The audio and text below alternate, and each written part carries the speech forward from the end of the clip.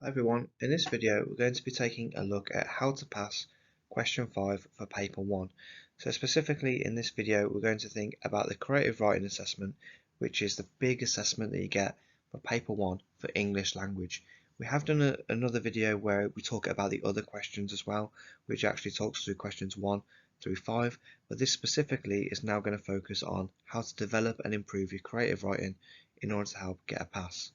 If you haven't done so already, please could you like and subscribe. It really does help us out when you do so. What we're going to think about then is the overview. So what can you do to make sure that you pass the course? So in our previous video, we went through the other 4 steps. So we've got, first of all, recall each question. What are the key techniques? Can you analyze or evaluate these techniques within an extract? And now we're going to think about, can you apply your understanding of those key techniques and methods to produce your own piece of creative writing? And the final step, and this applies to every single question within the exam paper, not just for paper 1 but also for paper 2, can you develop and practice your timing? It's all well and good saying that you can produce a good response if you're given half an hour to produce, let's say, a response to question 2, but can you do it under the strict timings that you're given within the actual assessment? So if we just recall each question then, so we have our 4 main questions on section A, and then we have our question 5, which is the creative writing. So first of all we have question 1, which is identify explicit information, and this one is worth 4 marks. Question 2, which is identify and comment on language, which again is worth 8 marks as we said previously. Question 3 is identify and comment on structure. Again, it's worth 8 marks. Question 4 is where we agree or disagree with a statement, and you need to evaluate the writer's methods in relation to a statement, and that is worth 20 marks. And the one we're going to focus on today, which is question 5, write the opening of a story or a description based on a picture. Now it's also important to note that in the exam you don't have to do your story just based on the picture, and we will be doing other videos that look at how to respond to the actual scenario or the sentence that you're given to help you write a response instead. Not all the time, but some of the times within the exam you might find that the picture that you're given isn't the best one to use, so you might prefer to go with the statement instead. In terms of the marks awarded for this, you get 24 marks for content and 16 marks for spelling, grammar and punctuation.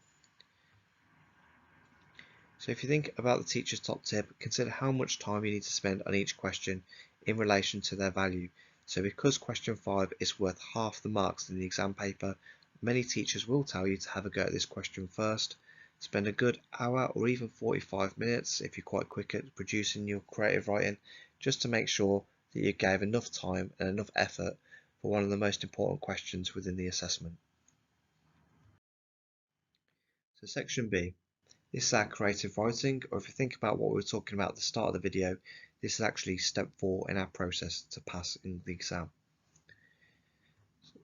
So in order to achieve a high mark for this section, you need to apply your understanding of language and structure.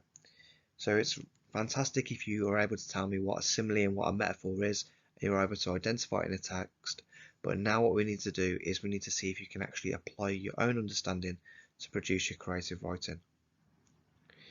Use a range of language techniques to aid your description, writing clear and coherent paragraphs. And final thing, use spelling, punctuation and grammar in an appropriate manner.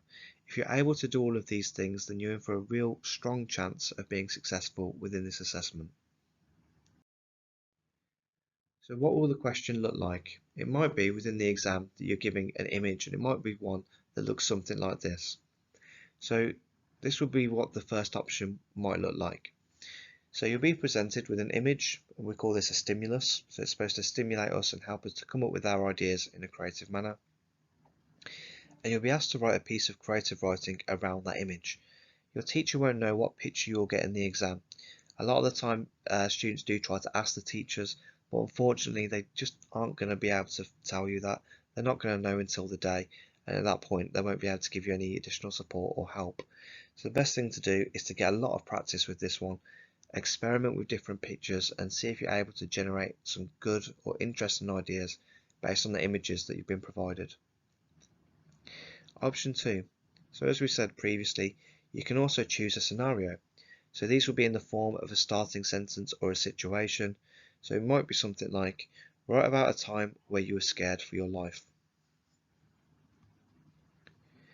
Marks available. The total marks for this question is 40. Again, that's half the marks of the exam paper. We'll get 24 marks for content and organisation and 16 marks for your technical accuracy. So if we think about the teacher's top tip then before we start thinking about how to actually apply ourselves to this question, the examiner is assessing your ability to apply your knowledge of the craft of writing. The story should be secondary to the techniques and methods you use. So we're not really focused on you creating the best ever story ever written, right? It's not going to be something that's realistic to do in an exam situation. But what we would like you to do is have a really good attempt and show you have a strong understanding of the methods that we've been covering throughout the academic year. Look at the student example. What makes it successful? What kind of things could we do to it to ensure that it gets improved and gets a higher mark in the exam? So here we have an example written by a real life student. So as we read through, just see if you can identify anything that makes it really successful and anything that we could improve just to take it over to the next grade boundary. So it says, as Tom walked along the really old train tracks, he pulled his coat closer to his body because the wind was really windy. There was a smell of gross smoke left over from the last train that got stuck in the back of his throat. Grimly, he set off towards the meeting place. He had no idea why they had to meet here, but he was past the point of caring. Blood was all over his hands like he'd just finished painting. How could everything have gone so wrong so quickly? Just 2 more hours and it would all be over. He could feel his head hurting really bad, but he kept on walking on the old train tracks. Soon it would all be over. So this is the first attempt at the students' creative writing response, and there are actually some really successful parts in it. So just spend a minute now, see if you can identify anything that works well and anything that you might improve. What we're going to do now in this video is we're going to jump ahead and we're going to see what kind of feedback is given by the teacher or what kind of improvements could be made to make this more successful. Class feedback. Check your answers against the teacher's feedback. So here we have the same response that we looked at a moment ago, and you can see it's been highlighted there to indicate the comments or the areas that have been identified by the teacher. So it says then what went well. So these are the things that are going to be successful, and you can see there that they've been highlighted in yellow. So the candidate has used some language techniques. Now if we think about the kind of feedback that's given by a teacher, generally they're not going to come out and say this isn't a very good response or this isn't worth a pass or anything too negative. But you've got to look carefully about the language they're using. So when it says the candidate has used some language techniques, what they're actually implying there is that yes, they might have used 1 or 2 techniques. However, to get a higher mark, we'd expect a much larger array of techniques to get a better pass. Next one, the response has been organised using paragraphs. So it sounds quite simple and basic, but if you're not writing in paragraphs, then you're not going to get more than a level 1 or a level 2 in your response. So you have to make sure that every time you change topic, person or place, that you're moving on to a new paragraph. The candidate has used an interesting sentence starter, and if you can look where it's got the highlight in there, we can see we're talking about the word grimly. So rather than starting your sentence the same old way, rather than saying the man did this, the man did that, actually start it right in the action. So using an adjective or an adverb to start your writing is a really interesting way to grab the reader's attention. So how to improve, or H-tip. So those are going to be the things in blue. So use varied vocabulary. If you think about the description here, it was quite a beautiful image that was given. There's quite a few things that you could talk about there. We want to avoid saying things like really old, because the wind was really windy. I mean, that one, if anything, is just stating the obvious. We know that wind is windy, so you don't need to say it. Anytime someone has to say really before a word, it means that the word following it isn't going to be very effective. So rather than saying really old train tracks, you have to think, how could it be improved? What are the better adjective you could use to describe the train tracks? We also have things like gross smoke. Again, gross is quite a juvenile word to use there as well, so we need to think about how they could improve and upgrade the kind of words that are being used. Use a range of language techniques. Okay, so it needs to think about using some key techniques. If you're not sure what we mean by this, a good acronym to use is GO MASSIVE. If you're not too sure about what we mean by that, please do check out our other videos that go into it in more detail. Check the spelling, punctuation and grammar. And actually, I feel a bit sorry for this candidate here, because what they've done is a lot of the time the spelling mistakes or the grammatical mistakes they're making are because they've used the wrong homophone. And you can see that there with words like to, which is spelled in this example as TO, which is incorrect. It should be TO. And then we also have it for here as well, which is highlighted. So instead of being spelled HEAR, it should be spelled HERE. Okay, so there's two different meanings to it as well. We also have the word wood, which has been spelled as if it's the actual physical item of wood, being that it comes from trees, and it should obviously be WOULD for wood. Okay, so there are just some minor errors there, right? Again, this is the first attempt in learning, so the thing to stress with this one is that when you are practicing your creative writing, don't expect it to be perfect straight away. Writing is a craft. It takes time to hone your skills and to get really good at it. So don't expect to be able to produce something that is absolutely amazing on your first attempt. The important thing with this is to keep your writing, come back to it and review and go over it and see if you can make just slight adjustments just to make it a bit better or a bit more effective. Second attempt in learning. Look at the response after the learners had feedback and made some improvements. So after having this feedback, the student has done the thing that you really need to do in terms of improving writing, and it's not throw away your response. Keep working at it, keep seeing if you can change it and adapt it to make it a little bit more effective. So it says, as Tom walked along the old, decrepit train tracks, he pulled his cloak closer to his body as the wind struck out at his exposed flesh. So if we think about that, first of all, he's using a lot more effective adjectives there. He's not saying it's a really old train tracks. Instead, he's using this wonderful adjective there, decrepit, to make it sound a lot more effective. There was the lingering stench of burnt coal left over from the last train that plagued the back of his throat.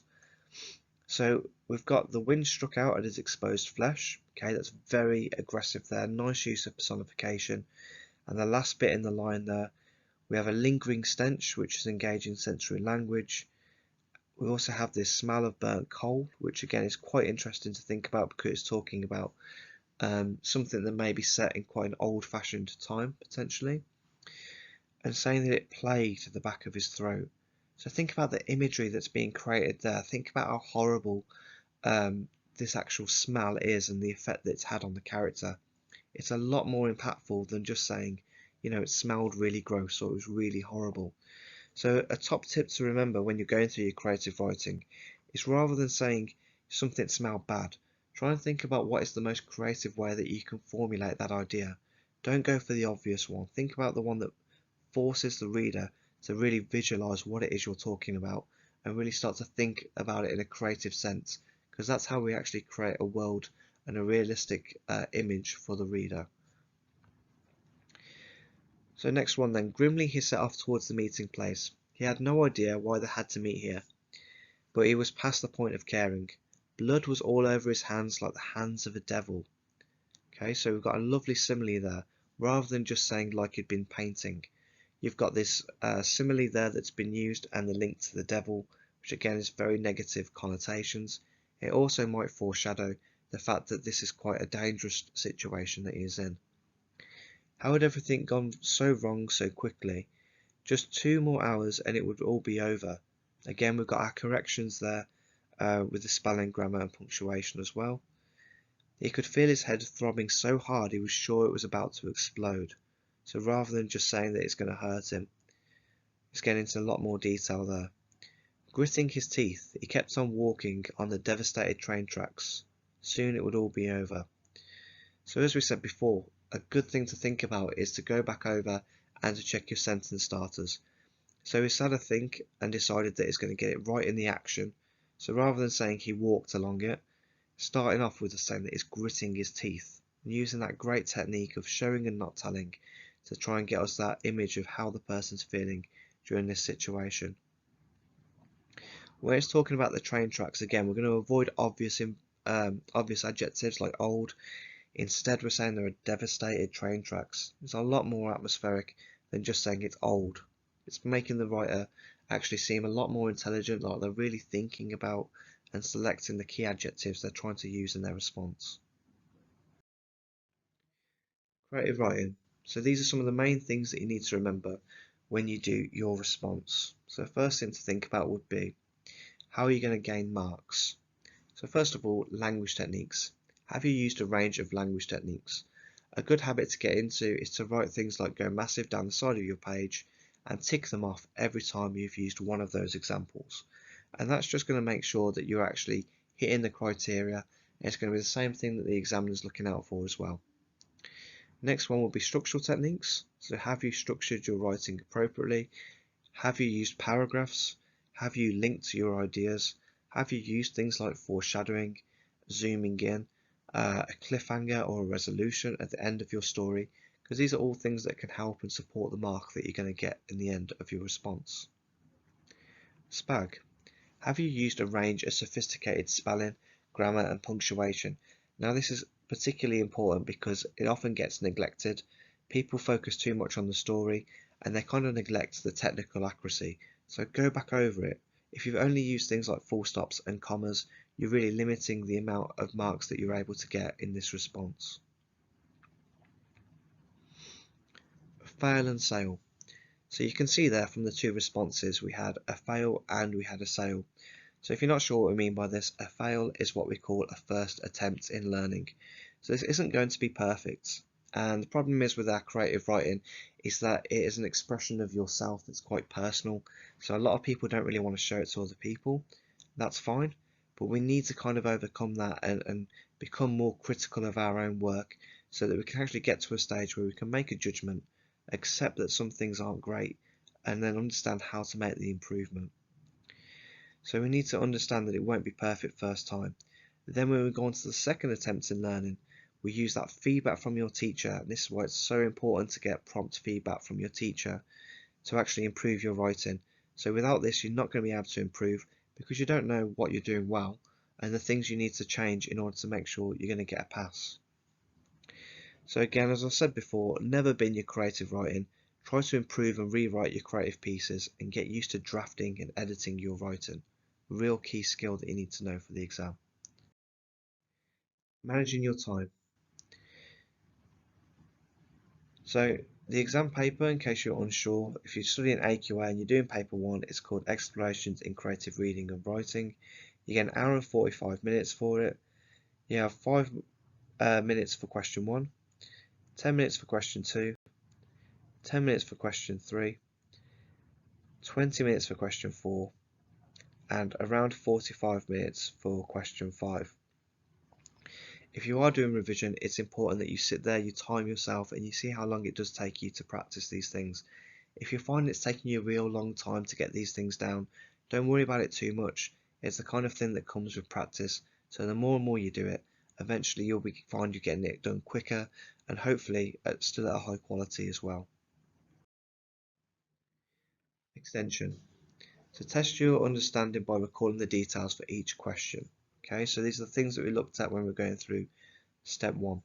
So we have 5 questions in the exam paper. So you have to think, for which of these questions you need to identify and comment on language, evaluate writer's methods in relation to a statement, identify and comment on structure, where you get 40 marks, 24 for content and 16 for spelling, grammar and punctuation. And the final one, identify explicit information.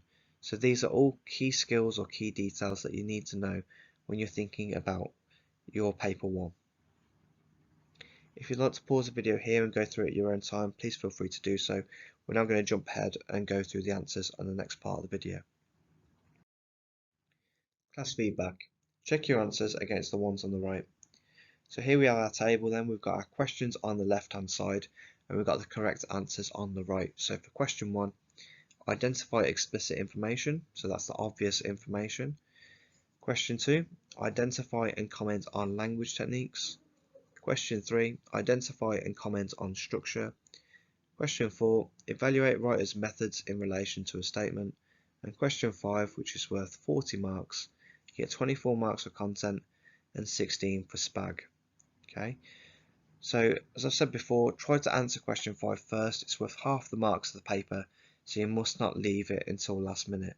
I say this to learners every single year, and there always seems to be one person that forgets to do question 5 or they leave it a little bit too late.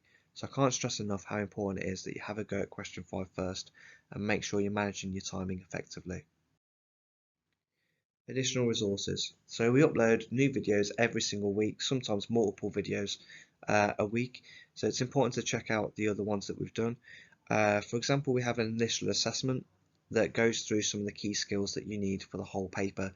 So if any of the things that I've said here might seem a bit unclear or you might be unsure about them, then please do check out this other video. The initial assessment goes through implicit and explicit information.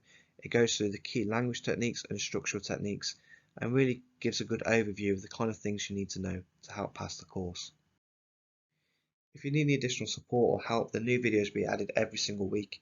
Alternatively, leave us a comment, like and subscribe, and we'll try and get back to you as soon as possible. If you can't find anything on our channel, then please do check out our partner channel Bookworm Teaching for more lessons and guidance on all things English. Thanks ever so much for listening, guys, and all the best with your work and revision in the future.